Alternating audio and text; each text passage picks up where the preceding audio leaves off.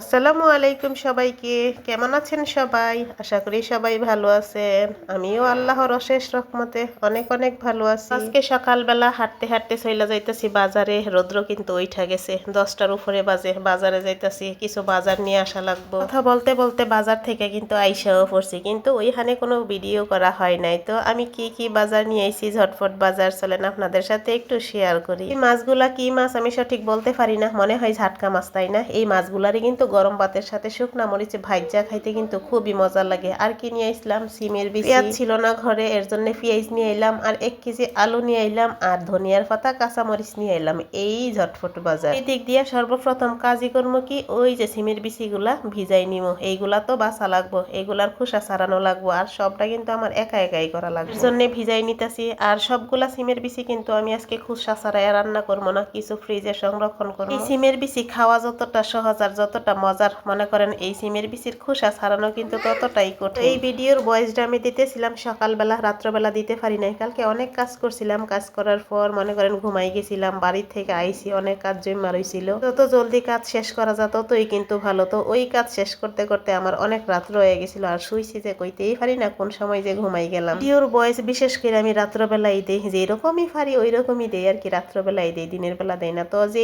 আওয়াজটা আইতেছে সবাই একটু এই আওয়াজগুলার একটু ইগনোর করবেন। এর বেশি ভিজায়ে কিন্তু আমি ওই যে আলু আর পেঁয়াজ জায়গা মতে রাইখা দিমু। সবার কাছে একটা অনুরোধ, যারা এই পর্যন্ত ভিডিওটা দেখতে দেখতে আইসা পড়ছেন, দয়া কইরা একটা লাইক, একটা কমেন্ট আর একটা সাবস্ক্রাইব করে যাবেন, যদি আমার নতুন বন্ধু হয়ে থাকেন আর কি। আর যদি পুরানো বন্ধু হয়ে থাকেন তাহলে আপনারে অনেক অনেক অনেক অনেক ধন্যবাদ। তো আমি আবার অফ ক্যামেরার মধ্যে মাছ কেটে নিছিলাম, আর এই যে সিমের বিচির খোসা ছাড়াই নিছিলাম, ভাতও রান্না করলাম, আলু সিদ্ধ করলাম। এই যে অবস্থা দেখেন, সিমের বিচির খোসা ছাড়াইতে গিয়ে আমার হাতটা কি একটা বেসুলা হইছে, আল্লাহ। এজন্যই কইছি যে খাওয়া যতটা সহজ, মনে করেন খোসা ছাড়ানো ততটাই কঠিন। ভালোই লাগে খোসা ছাড়াইতে, কিন্তু অনেক সময় লাগছে। আর এই দিক দিয়া এই যে মাছ কাটটা ধুইয়া একেবারে পরিষ্কার কইরা নিয়ে আইসা পড়ছি। এন থেকে 3-4 পিস মাছ ভাজমো আর কি। আর সাথে এই দিক দিয়া ওই যে সিমের বিচি বসাইয়া আলু সিদ্ধ কইরা নিছিলাম, আলু দিয়া টমেটো দিয়া মাছ দিয়া একটু ঝোল রান্না করবো। তো সিমের বিচি গুলারে আমি ফ্রিজে একটু সংরক্ষণ করবো, যেই কারণে আমি গরম পানির মধ্যে একটু ভাপ দিয়া নিতেছিলাম। এইভাবে একটু ভাপ দিয়া তারপরে ডিপ সংরক্ষণ করলে না,